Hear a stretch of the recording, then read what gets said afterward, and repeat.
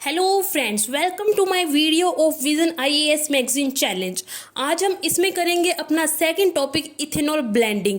आशा करती हूँ कि आपने अपने पास ऐसी ही एक मैगजीन रखी होगी, जहाँ ऑनलाइन पढ़ रहे हैं तो ऑनलाइन उसको खोला होगा। ठीक है ना। चलो स्टार्ट करते हैं अपने फर्स्ट टॉपिक से। सेकंड टॉपिक है हमारी जो चैलेंज है उसका, ये चैलेंज वाली सीरीज है उसका, इथेनॉल ब्लेंडिंग। ठीक है, इसको हम कैसे कवर करेंगे, इसमें हम सबसे पहले देखेंगे कि इथेनॉल ब्लेंडिंग क्या होती है, ये न्यूज़ में क्यों है, what is the significance of ethanol blending. उसके बाद पढ़ेंगे इश्यूज, देन वे फॉरवर्ड पर आएंगे। ठीक है, चलो स्टार्ट करते हैं इसकी डेफिनेशन से। मतलब कि इथेनॉल ब्लेंडिंग होती क्या है। पहले पता हम क्या करते थे, हम पेट्रोल को एज इट इज़ यूज़ करते थे, सिंपल, उसमें किसी चीज़ को ऐड नहीं किया जाता था। लेकिन अब हम क्या कर रहे हैं, पेट्रोल के साथ 10% इथेनॉल को ऐड कर रहे हैं। ठीक है ना, मतलब उसको ब्लेंड कर रहे हैं पेट्रोल के साथ 10% इथेनॉल को। मतलब कि अब हमारे पास जो पेट्रोल होता है उसमें 90% तो पेट्रोल होगा और 10% क्या होगा, इथेनॉल।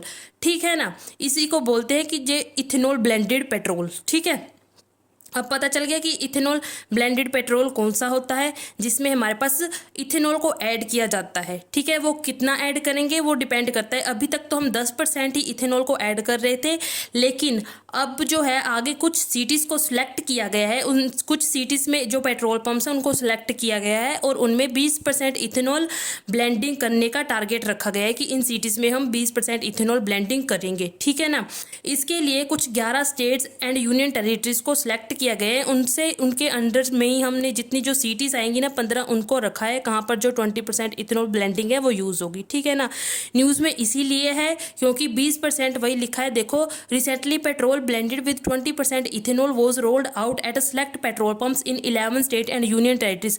मतलब कि 20% इथेनॉल ब्लेंडिंग होगी अब उन पेट्रोल पंप्स में जो कि सिलेक्ट किए हुए हैं 11 स्टेट से एवं यूनियन टेरिटरी से। ठीक है, और न्यूज़ में क्यों है, मोर ऑन न्यूज़ में देखो, at present 10% ethanol is blended in petrol. अभी तक 10% इथेनॉल को ब्लेंड किया जाता था पेट्रोल में। And the government is looking to double this quantity. अब जो गवर्नमेंट है हमारी वो इस क्वांटिटी को डबल करना चाहती है 2025 तक। ठीक है, इन जून 2022 India achieve an average blending rate of 10% ethanol in petrol. India ने 2022 तक अचीव कर लिया है on an average 10% ethanol blending वाला टारगेट। ठीक है, कि मतलब कि अब 10% तो इथेनॉल ब्लेंडिंग हो ही रही है। ठीक है, in the first phase 15 series will be covered. जो हमारा 20% इथेनॉल ब्लेंडिंग वाला टारगेट है उसमें सबसे पहले हम 15 सीरीज को कवर करेंगे। उसके बाद जो ये है उसको एक्सपेंड कर देंगे थ्रू आउट द कंट्री। ठीक है, उसके बाद हमें इथेनॉल ब्लेंडिंग की डेफिनेशन दी गई है, वही है इथेनॉल ब्लेंडेड पेट्रोल कौन सा होता है। पहले लिखा है कि primarily it is a biofuel, ये एक तरह का बायोफ्यूल है। बायोफ्यूल कौन सा फ्यूल होता है, the fuel made from biomass. जो फ्यूल हम बायोमास से बना होता है, बायोमास में हमारे पास आ जाते हैं plants, animal waste, algae material etcetera. ठीक है ना, that is obtained from an organic source, जो कि एक ऑर्गेनिक सोर्स से हमने लिया है। ऑर्गेनिक सोर्स में हमारे पास क्या क्या आ जाएंगे, जैसे sugar cane, maize, wheat etcetera. पता चल गया इथेनॉल ब्लेंडेड पेट्रोल क्या है, it is a biofuel that is obtained from an organic source like sugar cane, maize, wheat etcetera. Since it is, क्योंकि कह रहे हैं कि ये क्या है, एक प्लांट बेस्ड है, इसलिए ये हमारे पास क्या है, एक रिन्यूएबल फ्यूल है। The national policy on biofuel notified by the government in 2018 में गवर्नमेंट के द्वारा एक national policy on biofuels notify की गई थी। उसमें एक टारगेट रखा गया था कि हम ना 20% इथेनॉल ब्लेंडेड करेंगे, इथेनॉल ब्लेंडिंग करेंगे इन पेट्रोल बाय ईयर 2030। मतलब कि हमने 2030 तक इथेनॉल ब्लेंडिंग करनी है, वो भी 20%। लेकिन अब हमने इस टारगेट को 2025 तक एडवांस में उसको 2025 या 2025 टू 2026 तक ये वाला टारगेट रखा है कि इसमें हम 20% इथेनॉल ब्लेंडिंग को ऑन एन एवरेज वो कर लेंगे, मतलब कि कंप्लीट करेंगे इस टारगेट को। ठीक है ना, उसके बाद बस आपको इसमें इतना ही जानना है। ठीक है, इथेनॉल ब्लेंडिंग क्या है, न्यूज़ में क्यों है, और उसके बाद अब इसका देखते हैं सिग्निफिकेंस क्या है। ठीक है ना, इथेनॉल ब्लेंडिंग क्यों यूज़ कर रहे हैं हम, सिंपल पेट्रोल क्यों नहीं किया, क्योंकि इससे जो पोल्यूशन है वो थोड़ा रिड्यूस हो जाएगा। पोल्यूशन कैसे रिड्यूस होगा, इसमें हम देखेंगे जो 2 व्हीलर्स में कितना परसेंट जो है हमारे पास रिडक्शन हो रहा है पोल्यूशन में, और 4 व्हीलर्स में कितने % रिडक्शन हो रही है। ठीक है ना, जब इसमें हमारे पास जो कार्बन मोनोऑक्साइड की एमिशन होती थी ना पहले, अब उसमें जो रिडक्शन आई है 50% की आई है इन 2 व्हीलर्स में, एंड उसके बाद 30% की आई है हमारे पास 4 व्हीलर्स में। As compare to E naught neat petrol, मतलब कि जो पेट्रोल विदाउट ब्लेंडेड था उसके कंपैरिजन में, ठीक है ना। कार्बन मोनोऑक्साइड की एमिशन तो देख ली, उसके बाद हम देखते हैं हाइड्रोकार्बन एमिशन। हाइड्रोकार्बन एमिशन का एस्टिमेट लगाया है कि ये रिड्यूस हुआ है 20% दोनों ही व्हीलर्स में, मतलब कि 2 व्हीलर्स एंड 4 व्हीलर्स दोनों में, ठीक है ना। By blending ethanol with petrol fuel mixture is oxygenated, कह रहे हैं कि जब हम ब्लेंड करते हैं इथेनॉल को पेट्रोल के साथ, जो फ्यूल मिक्सचर है ना वो ऑक्सीजनेटेड हो जाता है। मतलब कि अब इथेनॉल आएगा, इथेनॉल में क्या हमारे पास अल्कोहल OH ऑक्सीजन है, क्योंकि केमिकल कंपाउंड क्या कंटेन कर रहा है, ऑक्सीजन। जब हमारे पास ऑक्सीजन कंटेन करता है केमिकल कंपाउंड तो वो फिर बर्न अच्छी तरह से हो जाता है, ठीक है। वो बर्न क्या होगा, कंप्लीटली, क्योंकि फ्यूल मिक्सचर इज ऑक्सीजनेटेड है, so it Burns more completely and reduce करेगा पोल्यूटिंग एमिशंस को, ठीक है। जितना ज़्यादा कंप्लीटली बर्न होता है फ्यूल, जितना ज़्यादा कम बर्न होगा फ्यूल, उतने मतलब अगर कंप्लीट बर्न होता है तो जो पोल्यूशन के चांसेस है ना एमिट होने के वो बहुत कम हो जाते हैं, ठीक है ना। उसके बाद सबसे पहले पता चल गया ये पोल्यूशन को किस तरह रिड्यूस करेगा सॉरी उसके बाद देखते हैं रिड्यूस इंपोर्ट को कैसे रिड्यूस करेगा। जब हम 20% इथेनॉल को यूज़ करेंगे पेट्रोल में, तब हमारे पास जो हमारा इंपोर्ट है ना बहुत ज़्यादा रिड्यूस होगा, ऐसा एस्टिमेट लगाया जा रहा है। जब हम E20 प्रोग्राम को शुरू करेंगे तब हमारे पास जो है हम कितना सेव करेंगे कंट्री में, एटलीस्ट देखो $4 बिलियन, मतलब कि 30,000 करोड़ रुपए पर एनम हमारी बचत होगी जब हम E20 वाला प्रोग्राम लॉन्च कर देंगे, मतलब कि 20% इथेनॉल ब्लेंडिंग करनी स्टार्ट कर देंगे उस टाइम, ठीक है ना। इस तरह रिड्यूस कितना हुआ, इंपोर्ट रिडक्शन हुई, इतने पैसे बचे, इस पैसे को हम कहीं और सोशल सर्विस में या डिफेंस में कहीं पर भी लगा सकते हैं, ठीक है। बूस्ट फार्मर इनकम, ये फार्मर की इनकम को डबल कर देगा, कैसे, एडिशनल सोर्स ऑफ, डबल तो क्या, चलो थोड़ा बहुत तो फर्क डालेगा फार्मर्स की इनकम में, ठीक है ना। Additional source of income, the program give farmers and एक तरह से उनके पास एक एडिशनल सोर्स ऑफ इनकम आ जाएगा ऐसे, ठीक है ना। During the last 8 year farmers have got, farmers को अभी कह रहे लास्ट 8 ईयर्स में फार्मर्स को मिले हैं 49,7078 करोड़ रुपीज़, ठीक है ना। ये भी बहुत है भाई। फुलफिलमेंट इंटरनेशनल ऑब्लिगेशन, एक तरह से हम अपनी जो इंटरनेशनल ऑब्लिगेशंस में जो हमने रिजॉल्व लिए हैं उनको फुलफिल करेंगे, जो हमने कमिटमेंट की है वहाँ पर, जैसे COP21 में की थी ना कमिटमेंट की हम रिडक्शन करेंगे, रिड्यूस करेंगे पोल्यूशन को, ठीक है ना। वो भी एक तरह हम उसको फुलफिल करेंगे इसकी मदद से, क्योंकि हमारे पास जो पोल्यूशन है वो कम हो जाएगा इससे। एनर्जी सिक्योरिटी, ये हमारी एनर्जी सिक्योरिटी को स्ट्रेंथन करता है एक तरीके से, ठीक है ना।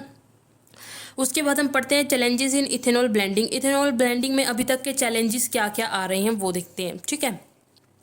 देखो पहले तो है व्हीकल मॉडिफिकेशन। व्हीकल मॉडिफिकेशन मतलब कि अब हम E20 को यूज़ करेंगे, मतलब कि 20% जब हम इथेनॉल ब्लेंडिंग करेंगे ना तब वो इंजन के साथ कंपैटिबल बैठेगी ये नहीं, ये हमें नहीं पता। हमें इंजन भी ऐसा बनाना होगा कि वो 20% इथेनॉल ब्लेंडिंग के साथ कंपैटिबल हो, ठीक है ना। इसके लिए हमें ना जो व्हीकल है ना उसको मॉडिफाई करना पड़ेगा, जो उसका इंजन है उसको, ठीक है ना। There is a requirement of upgrading the vehicle engine, हमें अपग्रेड करना पड़ेगा व्हीकल इंजन को to make it compliant with, ताकि वो कंपैटिबल रह सके इथेनॉल ब्लेंडिंग के साथ। L the no significant changes is required for, कह रहे अभी तक जब हम 10% मिक्सिंग करते थे तब हमारे पास कुछ चेंज नहीं करना पड़ रहा था इंजन में, लेकिन अब जो है उसकी ज़रूरत पड़ेगी जब हम 20% ब्लेंडिंग करेंगे इथेनॉल की, ठीक है। उसके बाद है हमारे पास प्राइस ऑफ E20 व्हीकल्स। अब जो कॉस्ट होगी E20 व्हीकल्स की वो भी इंक्रीज़ होगी। जो 4 व्हीलर्स हैं वो 3 से 5,000 तक जो उनका प्राइस है वो इंक्रीज़ होगा। जो 2 व्हीलर्स हैं उनका प्राइस जो होगा 1,000 से 2,000 रुपये तक इंक्रीज़ हो जाएगा। फूड वर्सेस फ्यूल, देखो जब हम इथेनॉल बनाते हैं तब उसमें सबसे ज़्यादा शुगर केन, मतलब कि जो फूड क्रॉप्स है ना उनकी रिक्वायरमेंट पड़ती है, जैसे मेज़ हो गया, ठीक है, कॉर्न, जो हमारे पास और क्या है, शुगर केन एक्सेट्रा, ठीक है ना। अब ये चीज़ें हैं ये तो फूड की रिक्वायरमेंट को भी हमारी फुलफिल करती है, ठीक है ना। जब हम इसको फ्यूल बनाने के लिए यूज़ करेंगे तब क्या होगा, धीरे धीरे इनकी डिमांड जो है वो इंक्रीज़ होने लगी, ठीक है। अब हमें जो चीज़ें हैं, जो फूड क्रॉप्स है वो अब फ्यूल के लिए भी चाहिए और फूड के लिए भी चाहिए, मतलब कि अब जो इनकी डिमांड है ना वो इंक्रीज़ होने लगेगी। जब डिमांड इंक्रीज़ होगी तो फूड प्राइसेस इंक्रीज़ होंगे, उसके बाद छोटे जाने लगेगी मार्केट में, ठीक है ना। इस तरह ये हमारी फूड सिक्योरिटी को इम्पैक्ट करेगा। एनर्जी सिक्योरिटी तो हमारी स्ट्रेंथन होगी, लेकिन हमारी फूड सिक्योरिटी है वो थोड़ा इम्पैक्ट हो जाएगी, ठीक है। यही लिखा है इस पॉइंट में, the production of ethanol require use of crops such as corn, sugar cane and other biomasses. The use of food crops for ethanol production can lead to higher food prices. इससे क्या होगा, जो food prizes है वो आसमान छूने लगेंगे और उनकी शॉर्टेज आ जाएगी, विच कैन हैव सिग्निफिकेंट, जिसका क्या इम्पैक्ट पड़ेगा फूड सिक्योरिटी पर। वाटर फुटप्रिंट में पता बस यही लिखा है कि शुगर केन एक वाटर इंटेंसिव क्रॉप है, और जो इथेनॉल की प्रोडक्शन के लिए शुगर केन क्या है, इंपॉर्टेंट है। इसके लिए अब वाटर पर भी थोड़ा इम्पैक्ट पड़ेगा। अब जितने ज़्यादा अमाउंट में जो शुगर केन है उसकी फसल होगी, फिर वाटर पर भी उतना ही ज़्यादा इम्पैक्ट पड़ेगा, ठीक है ना। लिमिटेड एमिशन इम्पैक्ट कुछ स्टडीज़ बता रही है कि अभी तक जो एमिशन हो रहा है, जो चेंज नहीं दिखा, में जो एमिशन हो रही थी ना नाइट्रस ऑक्साइड की, उसमें कुछ चेंज नहीं दिखाई दिया अभी हमें कि कुछ कम हुआ या नहीं हुआ, ये हमें अभी तक कुछ ऐसा नहीं दिखाई दिया गया है, ये स्टडीज़ बोल रही है अभी, ठीक है ना। Pricing, the prices of ethanol produce in India are higher. कह रहे जो इथेनॉल के प्राइजेज है ना इंडिया में वो ज़्यादा है as compare to global player.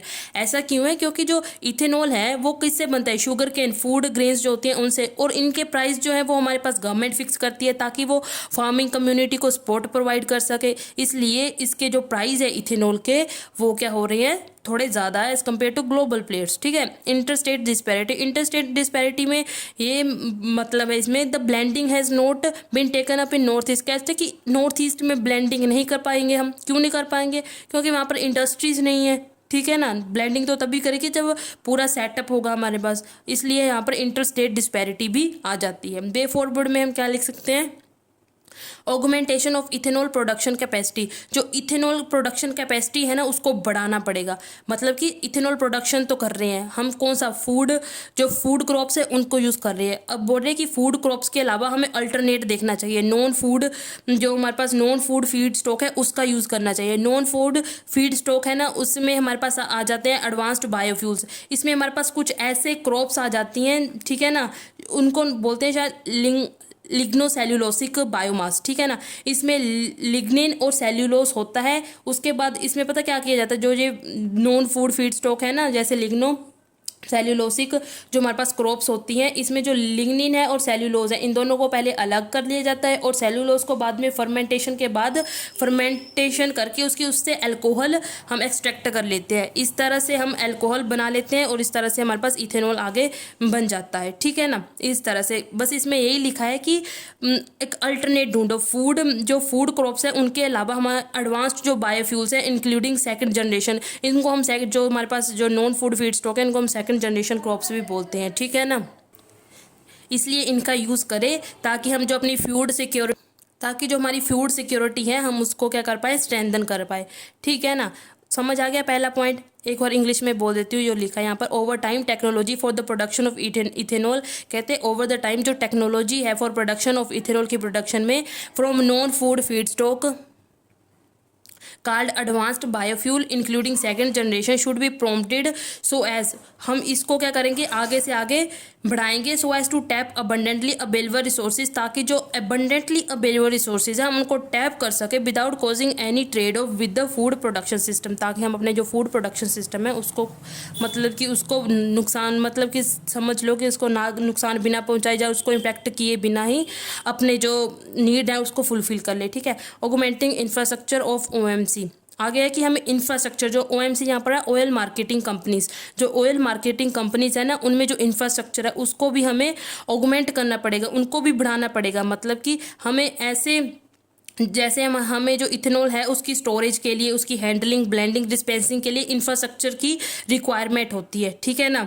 इन सभी चीज़ों को हमें जो ऑयल मार्केटिंग कंपनीज है ना उनको कैसे भी करके ये चीज़ें प्रोवाइड करनी पड़ेगी, या अपने जो भी है कंपनीज उसमें इनको सेटअप करना पड़ेगा, ठीक है। अपने इंफ्रास्ट्रक्चर को बढ़ाना पड़ेगा। The state government need to set up depots where farmers को ड्रॉप देयर एग्रीकल्चर वेस्ट, फिर तो ज़्यादा बड़ा हो जाएगा पॉइंट, ठीक है ना। थोड़ा थोड़ा लिखेंगे हम। Augmentation of ethanol production, augmenting, हमें इंफ्रास्ट्रक्चर को बढ़ाना है। Incentive for E20 compatible engines, जैसे जो सरकार है कह रही है कि इलेक्ट्रिक व्हीकल्स के लिए थोड़ा टैक्स बेनिफिट देती थी, वैसे ही जो E20 कंपैटिबल इंजन्स वाले व्हीकल होंगे उनके लिए भी थोड़ा टैक्स बेनिफिट दे, ठीक है ना। उसके बाद है डाइवर्सिफाई क्रॉप्स, हमें ना अल्टरनेट क्रॉप्स की रिक्वायरमेंट है कि देखें जिससे इथेनॉल का प्रोडक्शन हो, ताकि जो है हम अपने टारगेट को 2025 का टारगेट है कि हम 2025 तक E20 को ऑन एन एवरेज, ताकि हम ये जो टारगेट रखा है ये वाला उसको फुलफिल कर पाएँ, ठीक है ना।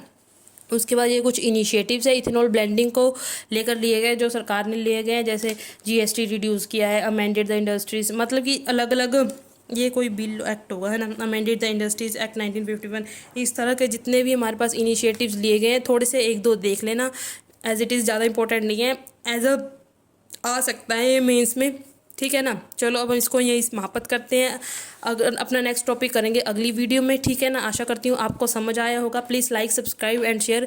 हम नहीं तो हम सिर्फ इन्वायरमेंट वाली सीरीज़ तक ही हम इसको सीमित करेंगे, फिर आगे बंद कर देंगे अगर सब्सक्राइबर ना हुए बड़े और ना अगर व्यूज़ आए तो, ठीक है ना। Please help like subscribe and share. Thank you.